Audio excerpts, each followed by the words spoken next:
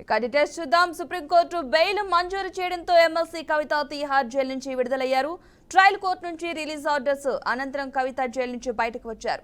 కవిత భర్త అనిల్ కుమార్, ఎంపీ వద్దిరాజు 10 లక్షల రూపాయల షూరిటీ బాండ్లను సమర్పించారు.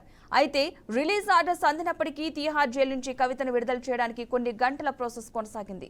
కేటీఆర్, హరీష్ రావు సహా పలువురు ఎమ్మెల్యేలు, బీఆర్ఎస్ నేతలు జైలు నుంచి బయటకు వచ్చిన కవితకు స్వాగతం పలికారు. జైలు నుంచి బయటకు వచ్చిన తర్వాత కొడుకును హత్తుకుని కవిత భావోద్వేగానికి గురయ్యారు. తాను కేసీఆర్ బిడ్డనని, తప్పు చేయనని అన్నారు. అనవసరంగా తనను జొగమొండిగా మార్చారన్నారు. 18 ఏళ్ల రాజకీయ జీవితంలో ఎన్నో ఎత్తుపలాలు చూశానని, తనను ఇబ్బంది పెట్టినందుకు మూల్యం చెల్లించుకుంటారని వ్యాఖ్యానించారు. కాగా రాత్రి ఢిల్లీలోనే ఉన్న కవిత, కేటీఆర్, హరీష్ రావు ఈ రోజు మధ్యాహ్నం ఢిల్లీ నుంచి హైదరాబాద్కి బయలుదేరనున్నారు.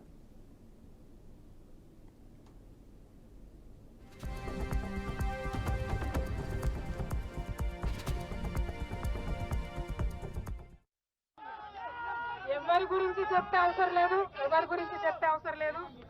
మనము నేను తెలంగాణ బిడ్డను, నేను కేసీఆర్ బిడ్డను, నేను తప్పు చేసే ప్రసక్తే లేదు.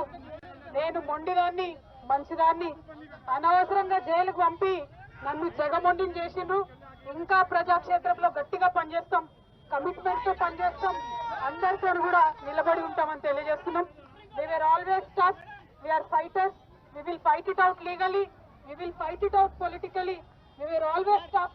By sending us to jail illegally, they only made BRS and KCR's team unbreakable. ఎవరి గురించి చెప్పే అవసరం లేదు, ఎవరి గురించి చెప్పే అవసరం లేదు. మనము నేను తెలంగాణ బిడ్డను, నేను కేసీఆర్ బిడ్డను, నేను తప్పు చేసే